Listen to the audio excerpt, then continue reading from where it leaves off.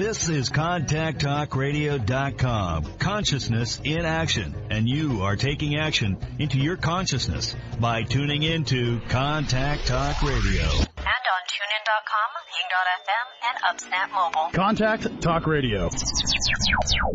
Long ago, before this day's confusion did begin, throughout the stars did we go wandering. Distance was no barrier, and time it had no hope. Free to come and free to go. Free to come and free to go. Open up the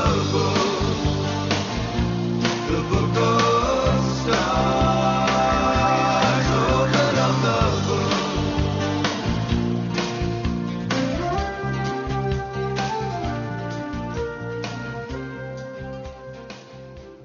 Hello, everyone, and welcome to Karmic Evolution's Astrologically Speaking. I'm your host, SHERI Horn Hasan of Karmic Evolution Astrology, coming to you on August 12, 2021 from Contact Talk Radio. Just a quick reminder that this show aims to bring you the truth about astrology and your soul's karmic evolution. I am my own guest today again. So first, I would like to apologize to anyone who's had difficulty accessing my shows lately, whether through the live or through the archive recordings. Last week's show aired live, but never made it onto my website as a recording due to some technical snafus and my inability to re-record it. So again, my apologies. This has been a weird period, as many of you would probably agree, and excuse me, I've had the added stress of having had my brother, who is developmentally disabled and lives with me, in the emergency room a few weeks ago. My son has been moving to Washington, D.C. this week to start his new journey at Georgetown Law School. So stress of both the negative and positive kinds have been occurring. My brother is fine, thank God, so no worries on that score, but we simply have to keep an eye on his health as he continues to age, since he just turned 66 on August 4th. So my attention has been split elsewhere periodically over the past couple of weeks, and I am just sort of trying to give an explanation as to why I haven't been able to be right on top of things in terms of the technology and getting the shows done on time, etc. Ditto for my newsletter.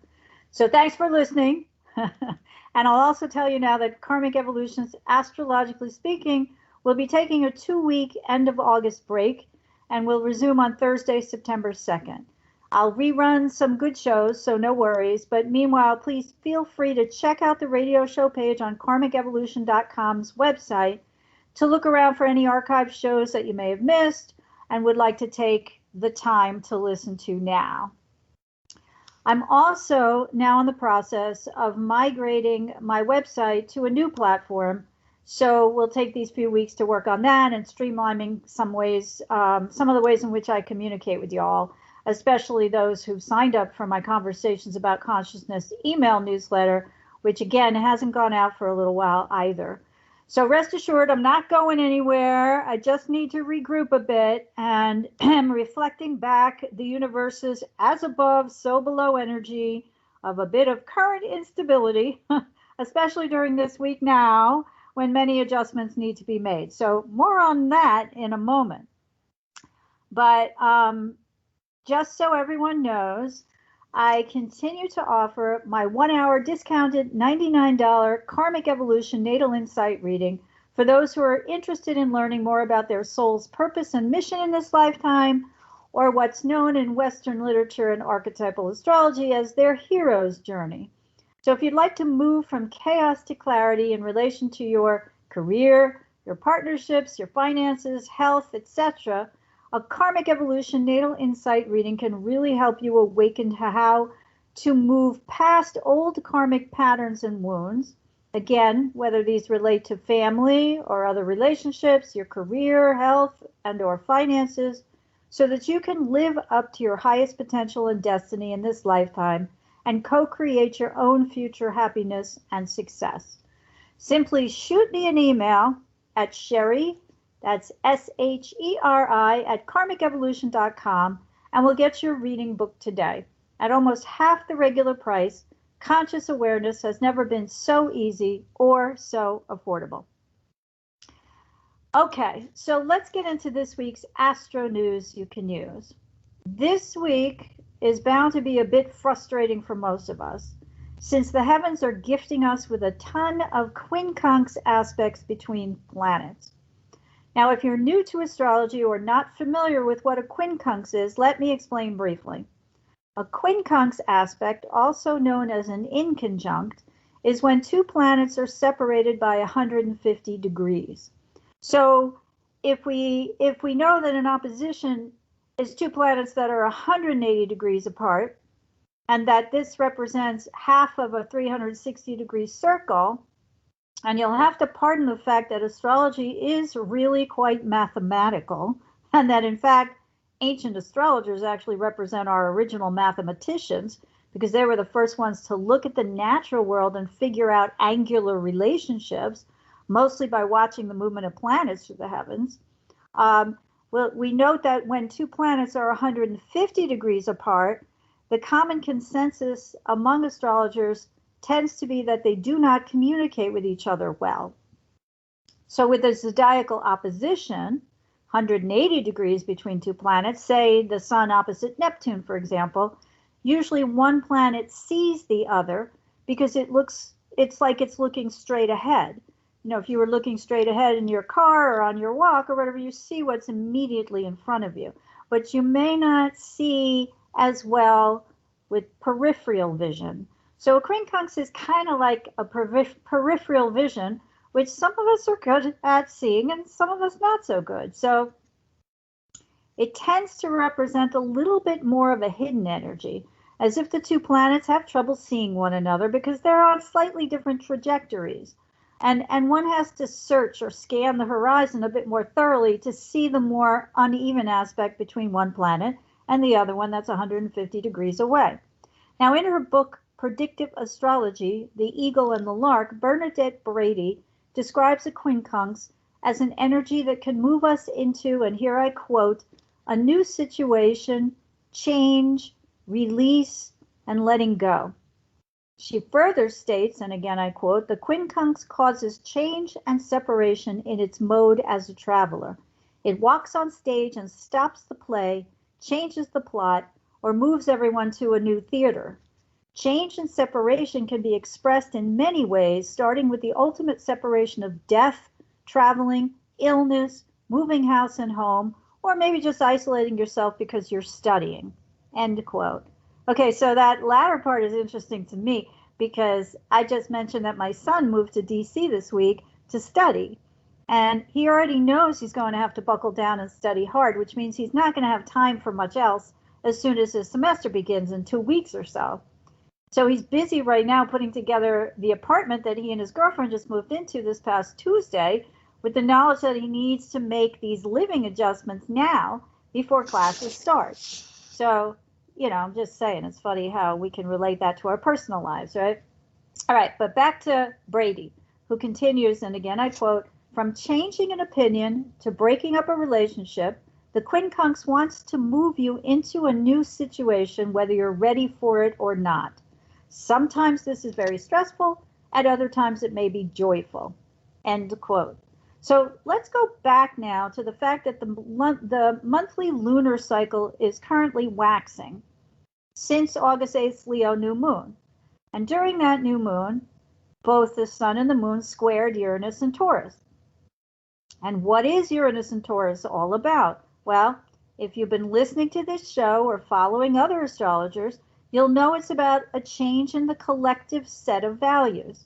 That's because the energy of Uranus, when change is overdue by its estimation of the universal energies, because change has taken too damn long, it comes in and shocks or surprises us through sudden change, particularly around people and or circumstances that affect our lives.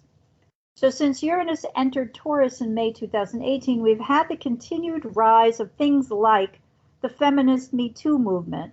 And through that, we've seen many prominent folks who've fallen from grace, just to name a few: Bill Cosby, Harvey Weinstein, Jeffrey Epstein, and there's many more, especially due to the success of accusers who were victims of their sexual harassment and rape and bringing them to justice under the law.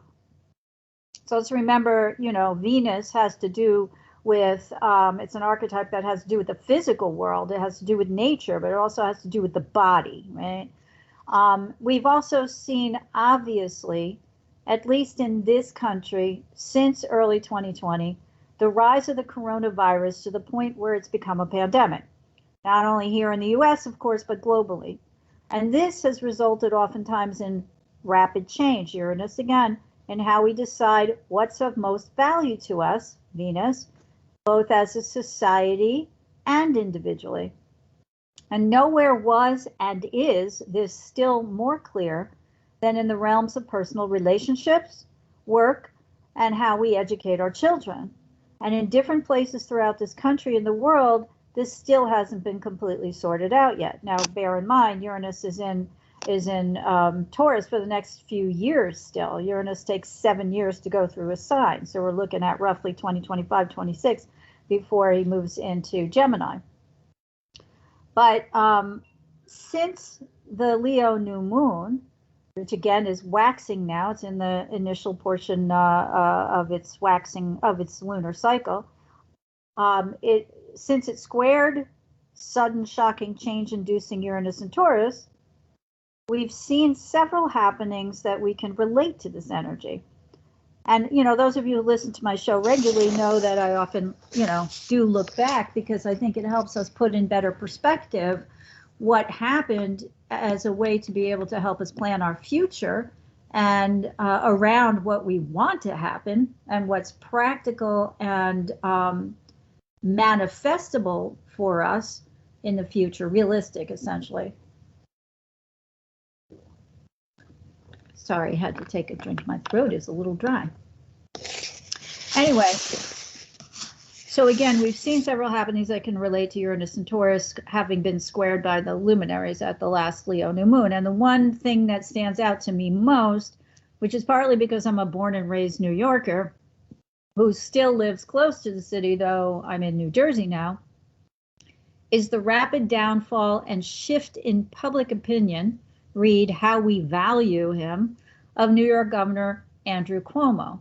Now, I fully realize that some people will be completely unfamiliar with him, but, those of us from this area and in the Northeast know him quite well, as do a lot of people nationwide now over the last 2 years and globally, because of his almost, I think they were daily for maybe 3-4 months, right? At least, news conferences where he spoke about the pandemic and how he was handling it here, especially at a time when there was a lot of conflict between the then President Donald Trump and individual states' governors that he didn't like or he didn't feel were adhering to his way of seeing things, which is putting it mildly. Now, Cuomo comes from a family dynasty begun with his father, Mario, who was a 3-time New York State governor and pretty much liked by those of the Democratic persuasion. But he got along with everyone, and of course it was an era where bipartisanship was far more prevalent, both nationally and statewide. But Mario Cuomo got his message across to his audiences easily and well because he was an excellent speaker and writer. And I'll never forget having read in an interview with him, somebody asked him, how come you're such a good writer? Or how did you get to be such a good writer? And he credited his Catholic school education and the nuns forcing them to write essays without ever using conjugations of the verb to be. So instead of saying he is getting up from the chair, you'd say he got up from the chair or he gets up from the chair. And his writing is really exceptional. So if anyone wants to look back in the archives of any of his old speeches and interviews, he was obviously spoke the way he wrote, I highly recommend him. But I had a lot of reverence for him because, of course, probably at that time or before that, I was studying English literature.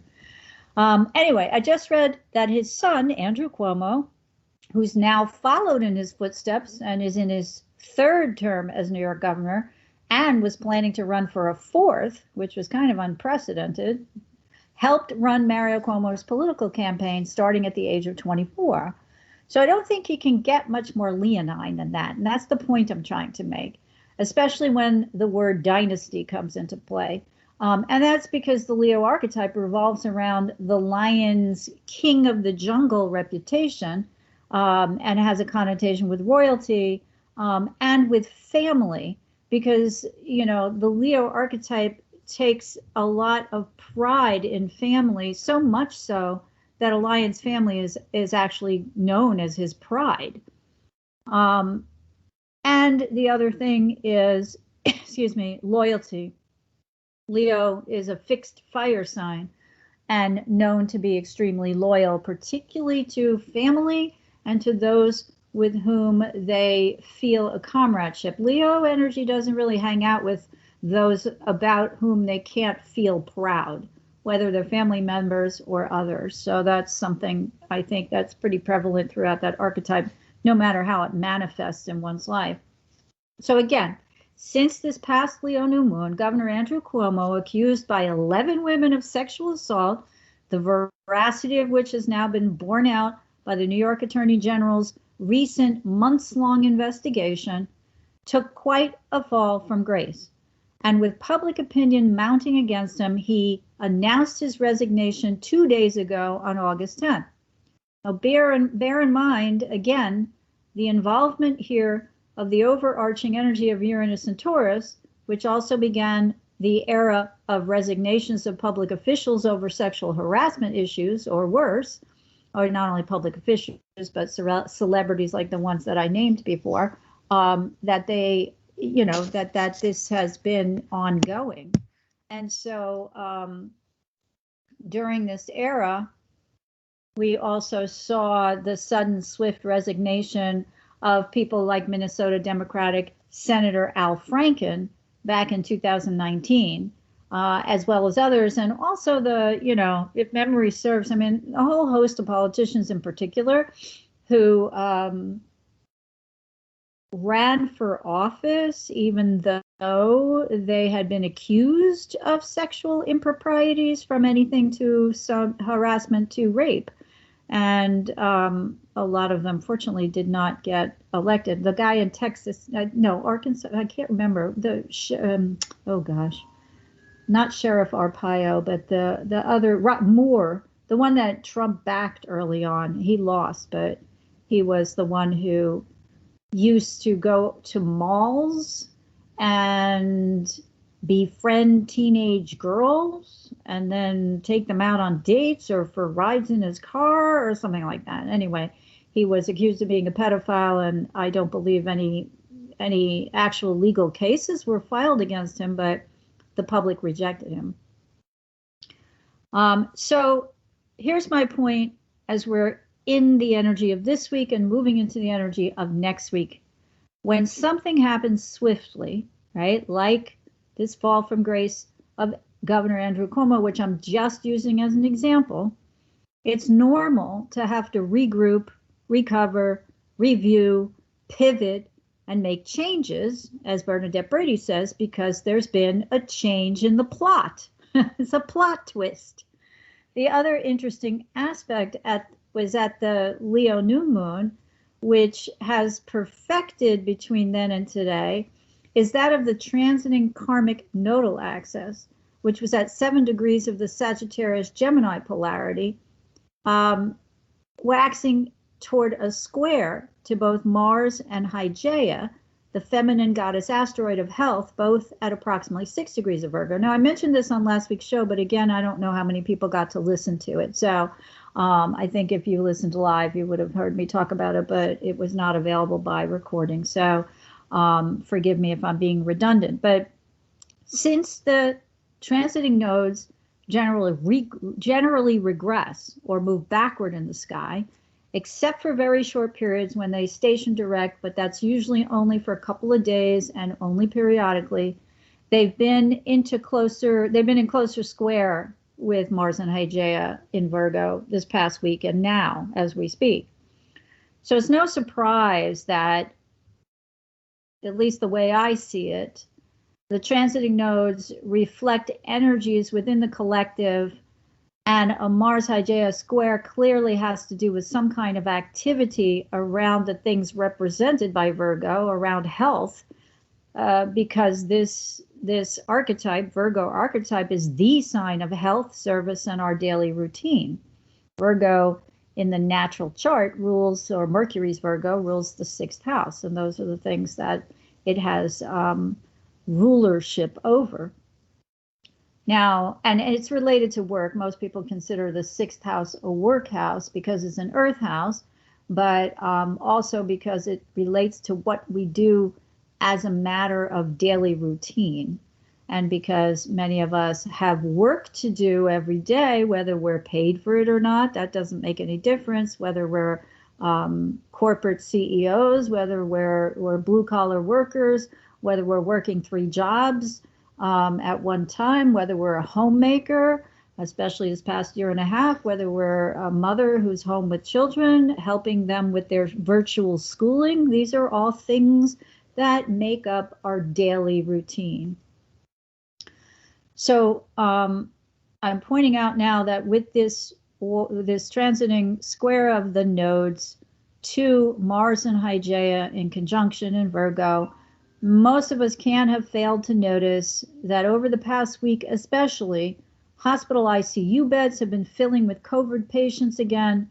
Ventilators are once again an issue. I believe I saw yesterday that President Biden had authorized the sending of ventilators to the state of Florida because they're running out, and that comes from the Defense Production, under the Defense Production Act, to be able to mobilize life-saving equipment and other things to have companies produce the goods and services that are needed in a time of crisis like war and pandemic.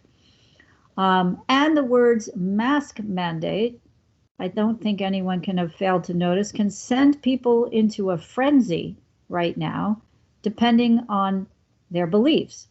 So people who are against the mask mandates are angry, and people who are for the mask mandates are angry.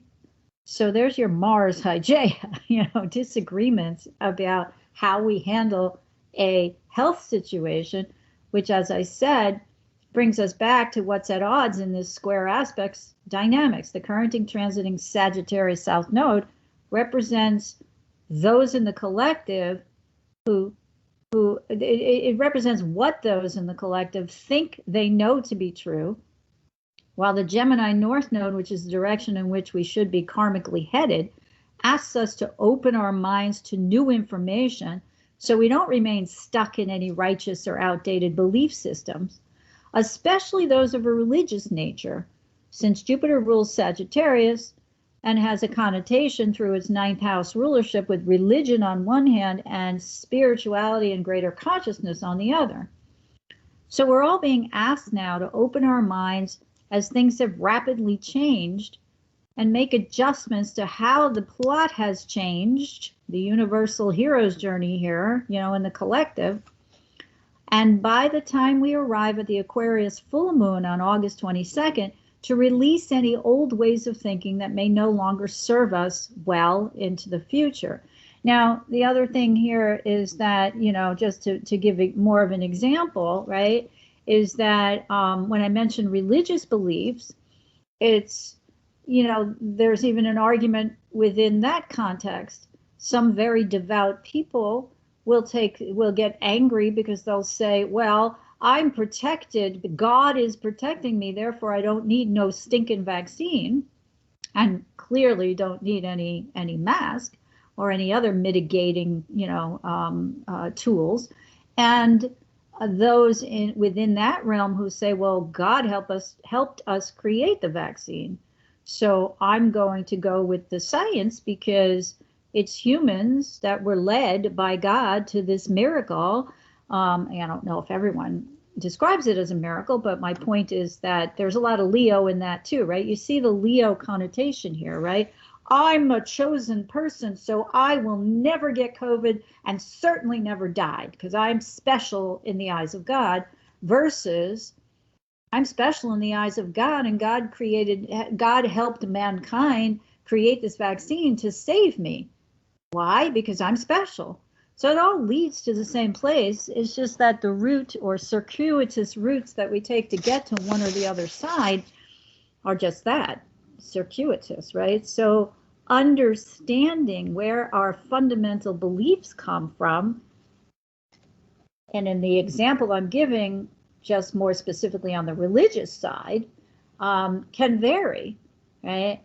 So again, we're being asked to now look at how these fights and arguments over coronavirus protections, be they through demands for vaccines for workers returning to the workplace, masking children in school, having teachers and staff be vaccinated. And when I say school, I include colleges and other places of higher learning, nursing homes, hospitals, etc., have been coming to a head now. And this has been consistently reported just about everywhere for anyone who has, not been living under a rock for the past couple of weeks. So let's go back to the Leo new moon for a moment. This is when we were to plant a seed that would replace our need for external heroes or hero worship with the inner knowing that we are actually all our own best hero.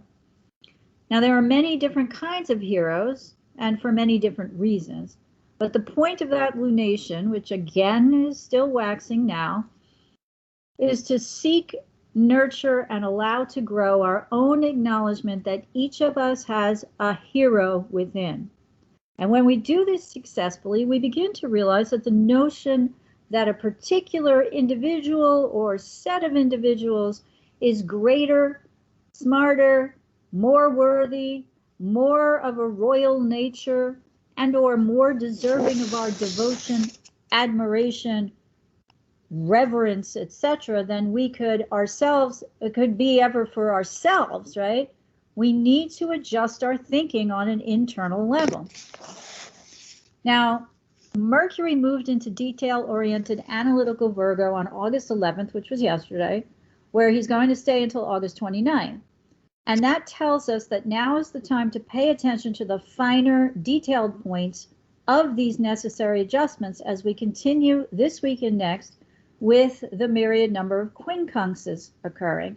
And these include Mars in Virgo, quincunx to Saturn in Aquarius on August 13th, which, as I see it, is a recipe for frustrating situations resulting from authority figures limiting our ability to move freely within the collective, perhaps due to restrictions around Virgo-related health issues. Anytime you have Mars and Saturn in frictional aspect to each other, always think frustration.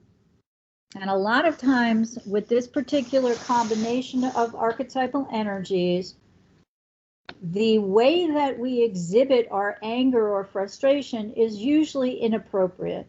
So we may lash out at the wrong person or people rather than the one or person or entity at which we are actually angry, or with whom we're actually angry. And I've used this example before. It's like being berated day after day over a project at work by your boss and then coming home and screaming at your husband and kids all night, right? They didn't cause your stress. They may have exacerbated it, but rather than feeling free or uninhibited enough to tell your boss to go, himself, you sublimate that and come home and take out your anger on other people. Now that's followed by Venus in Virgo's quincunx to Jupiter Aquarius on August 14th, which can lead to adjustments and any tendency toward complacency and or overindulgence now. And that could be around food, could be around finances, shopping, anyone, relationships, etc. This aspect as well may have health implications. I just saw a piece on Facebook declaring that the headline was something like, if you think your child's been eating healthy food all this time, you're wrong. So the connection between our health and our overindulgences may need some adjustment here. But the other thing too is, I think, maybe more to the point, if we keep this in alignment with the political situation in the world and in this country now, as well as the situation related to children and school and workplaces vis-a-vis the pandemic, that we can see that the adjustment that needs to be made is we can't sit back and go, oh, it'll all take care of itself. It'll all work itself out. We don't have to worry. I'll just, keep eating my chocolates or even my organic blueberries or whatever, and not worry about it. So adjusting how we handle things in that respect, especially related to our both the collective's health situation and our own health situation, is important now. The Leo Sun will quincunx Neptune in Pisces late on August 14th or early on the 15th, depending on your time zone. And this is when we may this is when we may experience confusion and uncertainty about how to adjust on an ego level to this new fall from grace of our existing heroes. Again, I'll just use Cuomo as the example, but I do think there's echoes here for people like former President Donald Trump. And I'll get into that a little bit more in a couple of minutes. But anytime we have a combination of the Sun and Neptune in frictional aspect, the answer is often to go to a more spiritual, higher place for answers. And that's always most easily accomplished through meditative practices, creative endeavors. When Neptune's involved, painting, dancing, singing, playing music, or anything else, because I always say creativity isn't limited to just the arts or the fine arts. So anything that puts you in a mindful meditative state, whether it's literally meditation or something else, is where I suggest we go, because then we open up ourselves to hearing answers to our problems or potential solutions to our problems from a higher place. Now, Mercury in Virgo quincunxes Saturn in Aquarius on August 16th, and that's perhaps about looking for us to adjust to how our authority figures communicate with us. Again, specifically about health and work issues, as we struggle to deal with, and this is also related to Sun quincunx Neptune. Who do we trust now? Is what he's telling me true? We only need to look at people like Governor Abbott in Texas and Governor DeSantis in Florida, say no more.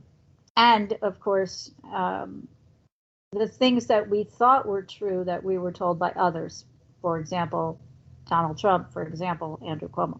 So that turned out not to be as above board or as completely honest as we thought. So the Sun's quincunx to Pluto in Capricorn, which occurs August, hang on, I think I neglected to put that date down in my notes, but I think it's on, that occurs on August 17th, which is next Tuesday here,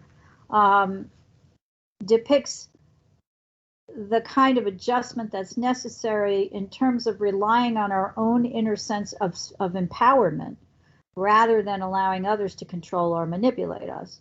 We all know Pluto likes to have control. Pluto can also be related to, with the Sun being quincunx Pluto, again, the Leo Sun is a dignitary, a person of power, a president, a king, someone who's royalty, etc., someone that we revere. So we're adjusting since this Leo new moon, which has punctured some of our inflationary ideas about such people. So this is an adjustment to say, do I want to give them all the power? Or do I want to keep some of it myself in a way that helps me to make decisions and control my own life? Now, again, that's not advocating for coming down hard on one side of an argument or another. It's just really about getting in touch with your own sense of inner empowerment and saying, well, I believe I can do this because, I know that I can. But it doesn't have to involve controlling others, manipulating others, propagandizing, or anything like that. We're talking here about a true sense of inner empowerment, not an egotistical one. And Mars and Mercury, both in Virgo, Quincunx, Wounded Healer, Chiron, and Aries on the 18th as well.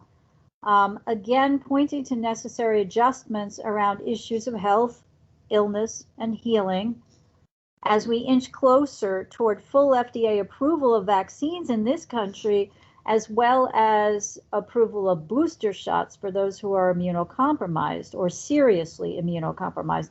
I saw this morning, I think, unless it was late yesterday, that the FDA did just approve third booster shots for those who got Moderna and Pfizer. I'm not sure if J&J was included in that, but only for those who are seriously immunocompromised, which as far as I can tell means people who are undergoing chemotherapy, people who have transplants, people who are, really sick, people who are on immunomodulatory drugs for autoimmune diseases and things of that nature.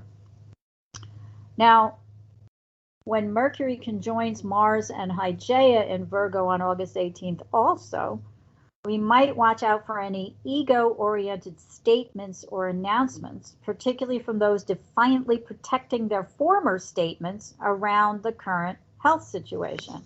So what I'm saying is you watch for these politicians from former President Donald Trump all the way up to those who were duly elected, that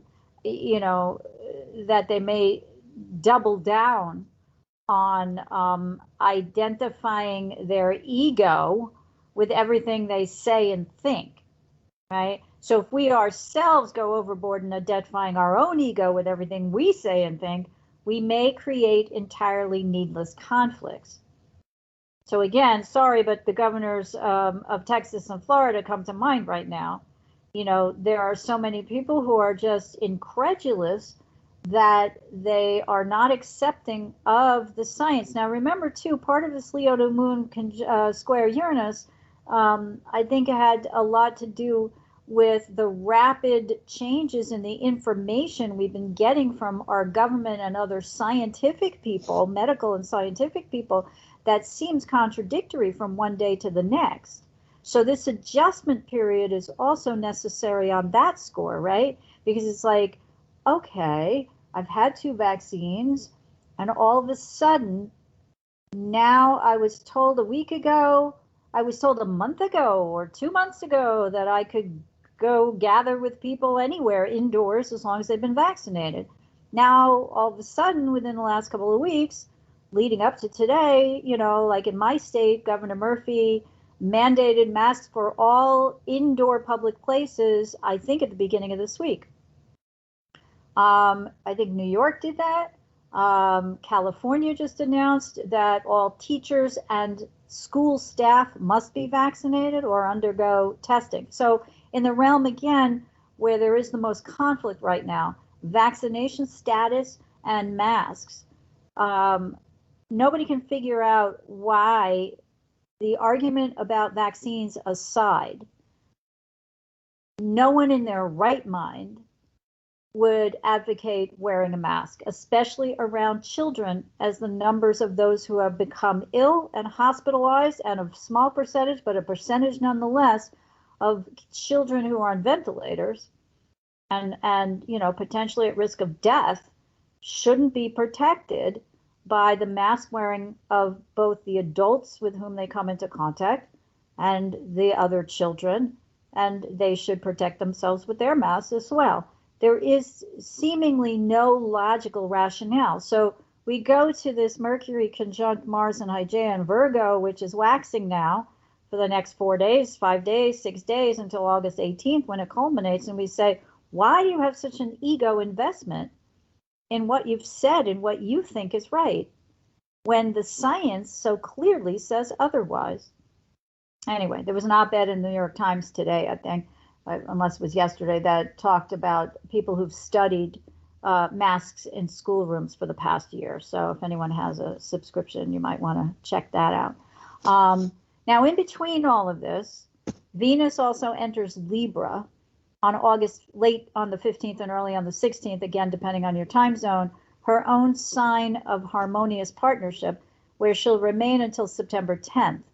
And that makes this time now, between then and September 10th, one to perhaps seek out negotiation and compromise, or at least a truce with others as part of our need to adjust to these current circumstances.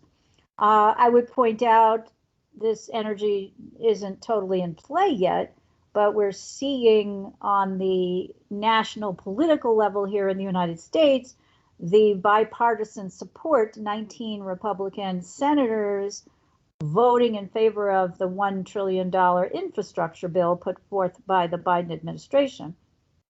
They're currently looking to pass another $3.5 trillion of what the president's administration is calling human infrastructure bill.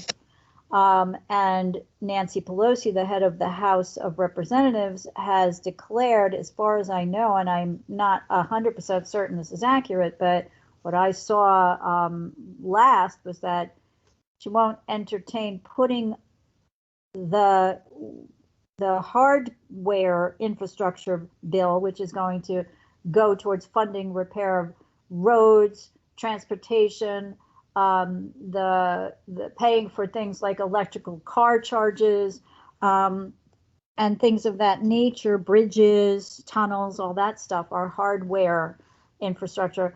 She won't put that bill on the floor unless an accompanying one is passed by the Senate that would help with our soft infrastructure, which is being labeled as our monies that go towards increasing funds for childcare for pre-K kids, everyone to have universal pre-K, for some of the climate change initiatives that at this point, things look pretty dire. An international organization just came out with a report last week saying, and this is another Sun, Moon square Uranus fallout, right? And also the Mars Virgo squaring or being squared by the nodes. The climate damage is now irreversible, a certain percentage of it. So if we're going to continue to try to arrest further climate worsening, we've got to do that like now. So there are initiatives in the second bill that has no bipartisan support. So with Venus and Libra, let's see if we can't get more flies with honey than with vinegar. I'm not making that prediction, but with this adjustment in attitudes about who's your hero, who's your daddy, and who's, worth listening to and who's not, we'll see how things pan out. Now on August 19th, which is a week from today, Uranus stations retrograde at 14 degrees 48 minutes of Taurus until he stations direct again at 10 degrees 47 minutes of Taurus, telling us that between then and January 18th, 2022, which is when he stations direct again, I'm sorry if that was a little confusing, and it's, 10 degrees at 49 minutes of Taurus is when Uranus will station direct again on January 18th of next year. We have the opportunity to replace our old models, or should I say heroes, with new ones. I'm going to read you a quote from my favorite Jungian astrologer, Erin Sullivan, from her book, Planetary Retrogrades. And in it, she says, quote, Uranus transits frequently coincide with an abrupt separation from something that was once of high personal value.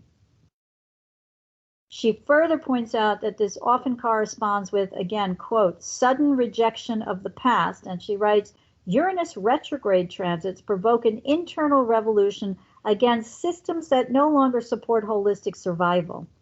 We gradually replace old models with new models as the slow process of the Uranus transit through a house transforms our perspectives.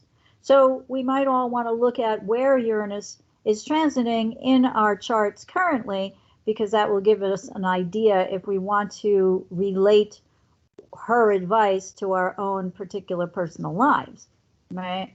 So, but I still think it serves us well in the interpretation of this recent Leo new moon, especially since we'll be having the Aquarius full moon on August 22nd, which still very heavily involves the Uranian Aquarian archetype.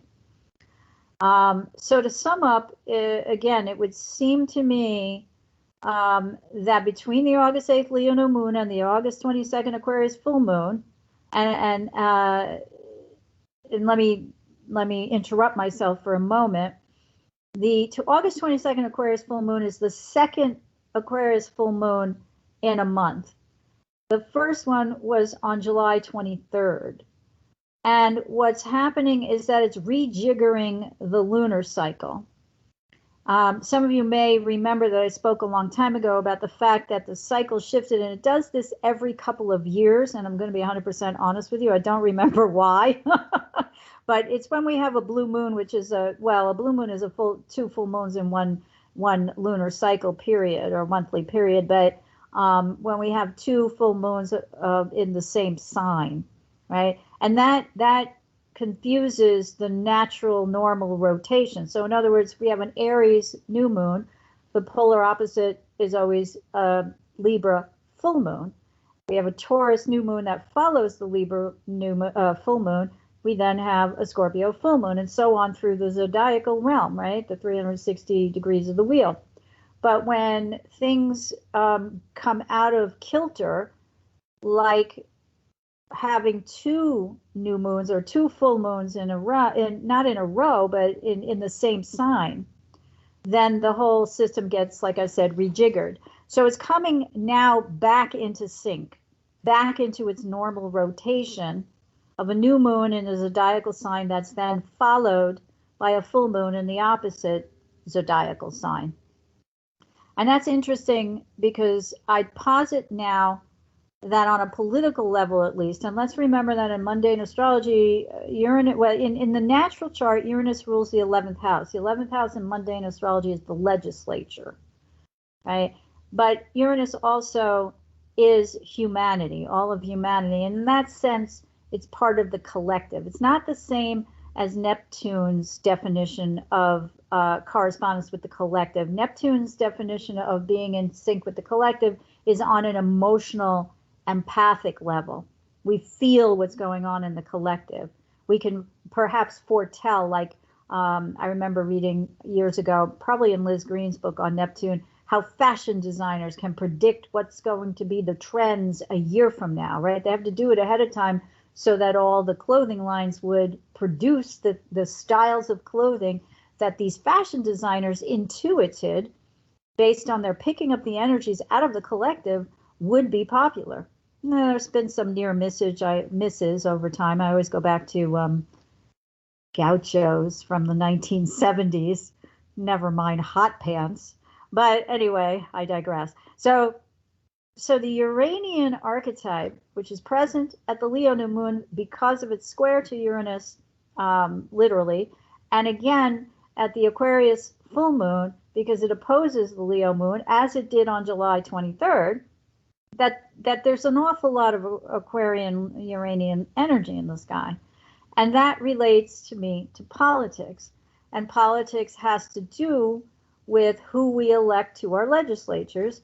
And the legislature is the body that makes the laws, right? Saturn is the one that makes the judgments, and Jupiter is the legal system. But it's like Jupiter's the legal system and the lawyers, and Saturn is the judge. Anyway, again, I digress, but I just want everyone to understand where I'm coming from. I would posit now that on a political level, at least, in this country at least, we'll begin to see the waning influence of former political heroes, such as Donald Trump, and people like Governor Andrew Cuomo, soon to be the former governor, and that's going to happen. He announced, I think, on the 10th that he was resigning and would leave office in 14 days. So that puts his actual abdication of his position around August 24th, which is just following the full moon and its waning period, right? But I see a loss of these people's luster in the eyes of the collective. And this would hopefully mean good news for the future, especially in light of the propaganda spread by both of them and so many others, which amounts to them playing the hero in their own minds and mythical versions of their own stories. I don't think we need to go any further than I alone can fix it. And, you know, I'm a very stable genius to make that point just using one particular person.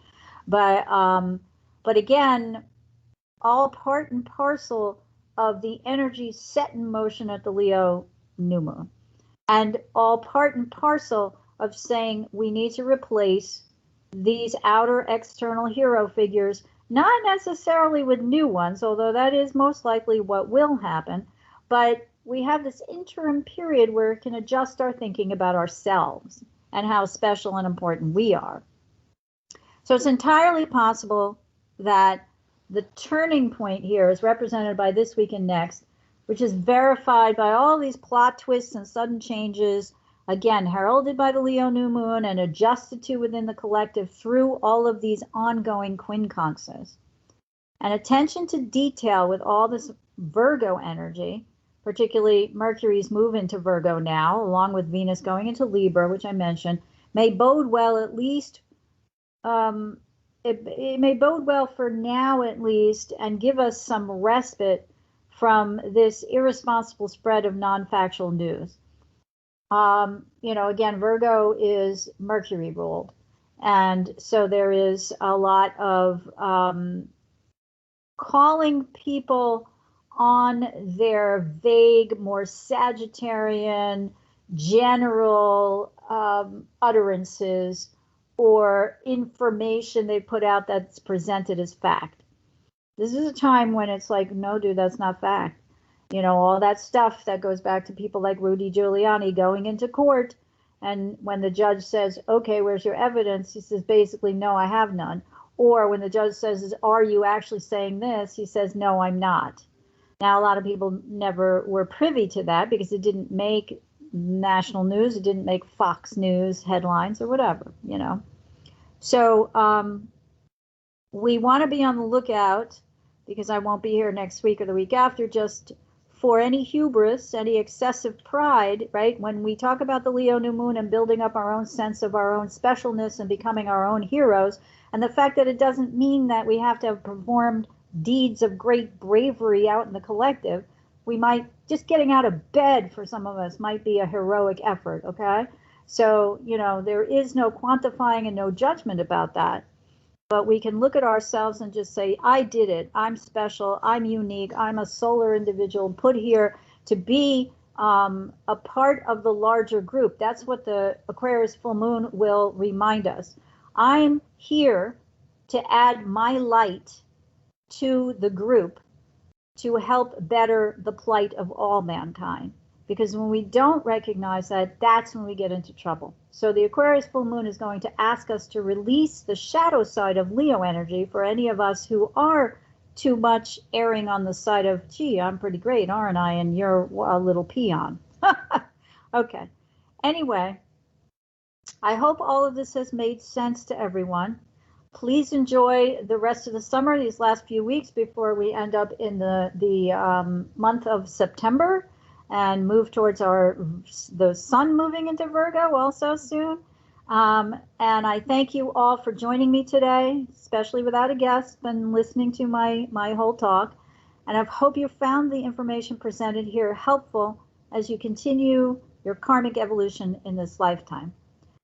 Please be sure to join me again next week for another episode of Karmic Evolutions Astrologically Speaking. As noted at the beginning, I will be running rerun shows, so be on the lookout for that. And I'll be back live on Thursday, September 2nd. In between now and then, until then, may your journey be filled with karmic healing and the joy of greater consciousness. Namaste. Long ago, before this day's confusion did begin, throughout the stars did we go wandering. Distance was no barrier.